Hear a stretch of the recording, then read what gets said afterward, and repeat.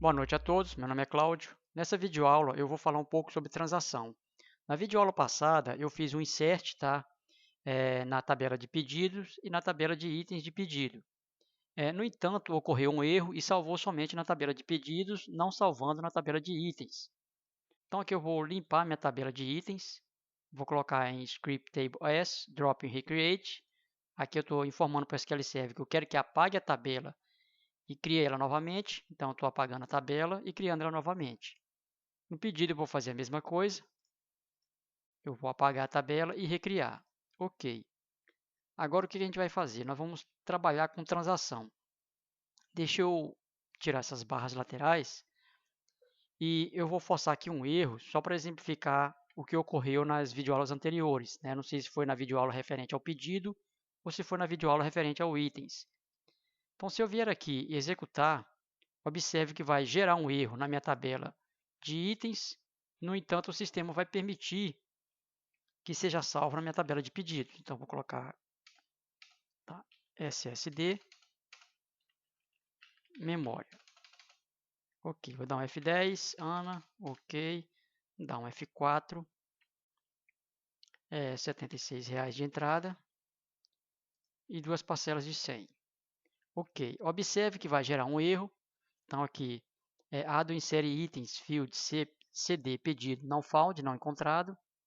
Então, se eu vier aqui na minha tabela de pedidos, observe que na minha tabela de pedidos foi inserido o pedido, mas na minha tabela de itens, nada foi inserido. Tá? Então, aqui nós temos um pequeno problema. Tá? Não posso deixar o sistema funcionando dessa forma, inserindo pedidos, e se ocorrer um erro, os itens não são inseridos. Tá? Então, nós vamos trabalhar com transação justamente para corrigir esse problema. Então, aqui eu vou fechar a aplicação, eu vou colocar aqui um try. Então, está aqui um try. E aqui dentro desse try eu vou colocar aqui um except. Vou dar um enter. E o Delphi vai completar aqui o código para mim. Então, o que acontece? Como eu vou trabalhar com transação, eu venho aqui no meu, antes do ADO insere pedido .sql.clear, eu vou colocar o meu DM, tá? Da onde é que vem esse DM? O DM, ele vem do meu data módulo. Então, deixe-me achar ele aqui. Data módulo. Opa, pronto. Então, está aqui minha conexão, tá? Que é meu data módulo. Então, é dm.conexão.beginTrans. Então, aqui eu estou abrindo um processo de transação. Então, a transação, quando ela é aberta, o SQL Server ele trabalha da seguinte forma: ou insere todos os dados, ou então não insere nada. Então, aqui eu estou tentando inserir na tabela de pedidos e na tabela de itens de pedido. Então, ou dá certo nas duas tabelas, ou então não faz nada. Então, se der certo na tabela de pedido e ocorrer um erro na tabela de itens, ele faz um rollback. Tá? Então, aqui no meu exception, eu vou colocar aqui um dm.conexão.rollbackTrans. Tá? Então, ele vai voltar os dados para o que estava antes. Vou colocar aqui um application.messagebox. Vou colocar, houve um erro ao realizar a venda. Entre em contato com o administrador.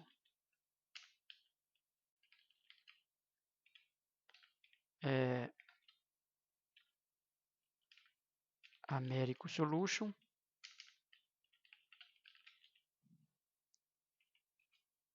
E aqui vou colocar MB equal information, mas MB ok.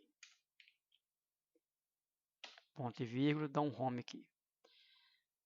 Então o que acontece? Se houver um erro, ele dá um rollback, ou seja, volte do jeito que estava antes, nos desfaz o que você fez na tabela de pedido. Na tabela de itens, como não conseguiu fazer nada, simplesmente não vai desfazer nada. Então, dm conexão.rollbackTrans. E se der tudo certo, então se ele veio aqui, abriu uma transação, Tentou inserir na tabela de pedido, deu certo. Tentou inserir na tabela de itens, deu certo. Então, até aqui eu coloco minha conexão. Sempre eu esqueço que tem um dm.conexão.beginTrans. Begin não, commit trans, tá? Então, aqui ele vai commitar, ou seja, vai salvar nas duas tabelas. Então, se tudo ocorreu certo, ele dá um commit e salva nas duas tabelas. Se ocorreu um erro, independente que seja na tabela de itens ou na tabela de pedido, ele faz um rollback e desfaz tudo que ele fez nas duas tabelas, tá? Então, eu vou deixar aqui o pedido sem o código, sem o CD pedido. Observe que na minha tabela itens de pedido não tem nada. Na minha tabela de pedido, eu fiz o primeiro insert que ocorreu um erro, tá? Então, esse aqui, vocês vão observar que não vai ocorrer mais o insert, mesmo com um erro. Então, vamos provocar então esse erro. Então, vou salvar aqui, executar. Observe que já tem um registro. Então, eu venho aqui, dou um F3, vou colocar teclado, mouse, F3, SSD e monitor. Vou dar um F10, vou colocar uma Cris, vou dar um F4, vou colocar 8717 e vai ficar 700 que eu vou dividir em 7 vezes. Então, observe que agora vai dar um erro. Ó, houve um erro ao realizar a venda, entre em contato com o administrador. Vou fechar aqui. Ok. E vou fechar aqui também. Agora eu venho aqui no banco, ó, executei, nada aconteceu na tabela de pedido e nada aconteceu na tabela de itens do pedido, tá? Então, trabalhar com transação a gente tem mais segurança, tá? Ou dá tudo certo, ok, ou se algo der errado, desfaz aquilo que foi feito. Então, se a gente voltar aqui no SQL Server, a gente observa que tem um pedido 1, mas como houve um erro e desfez a transação, no caso, se tivesse dado tudo certo, seria o pedido código 2.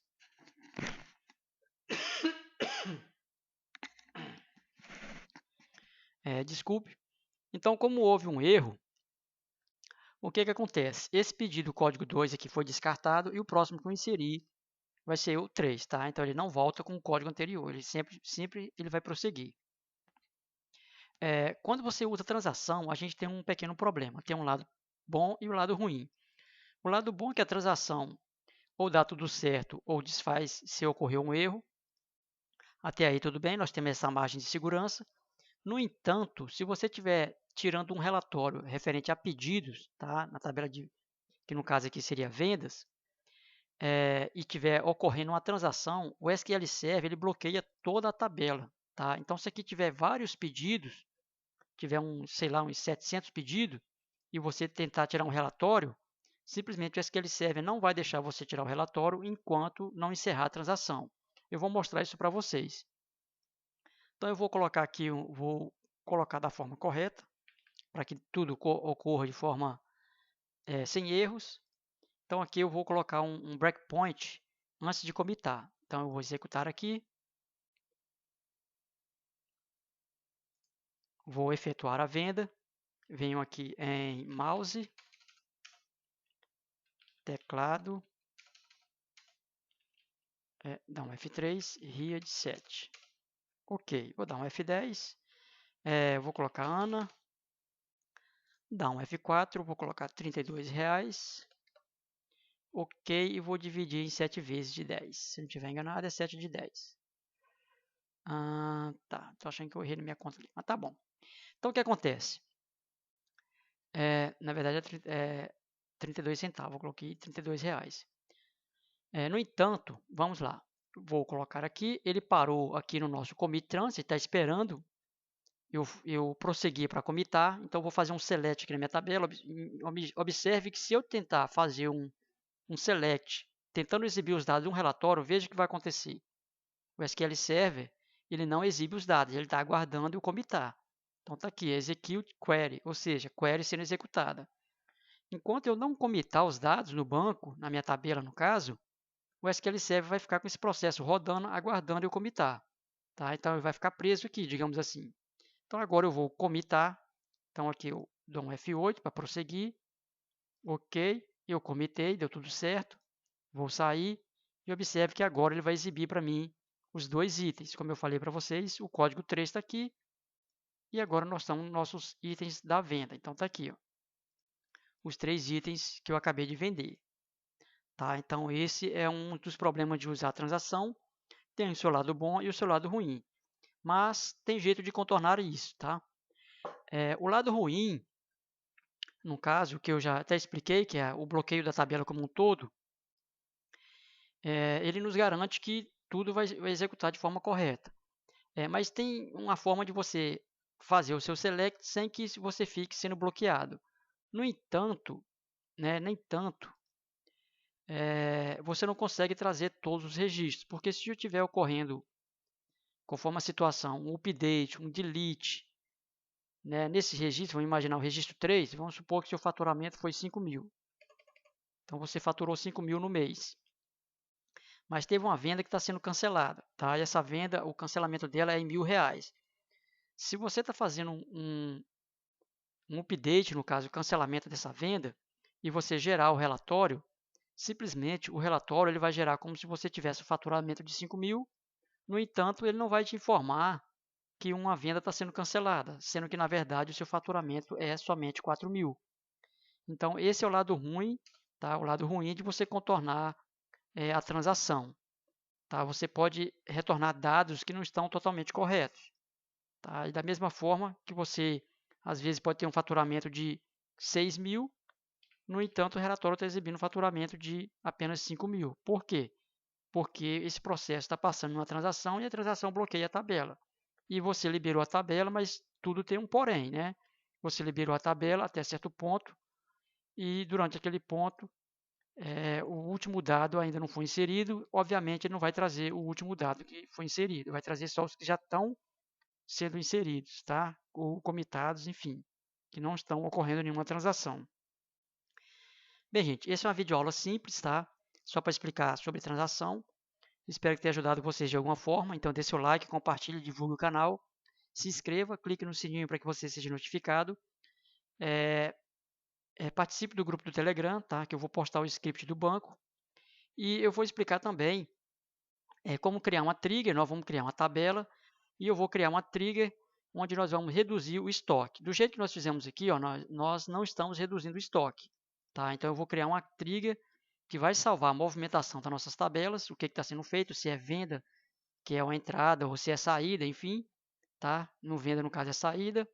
E a entrada é quando a gente aumenta o nosso estoque. Então, nós vamos fazer isso na próxima videoaula. Então, nos vemos na próxima videoaula.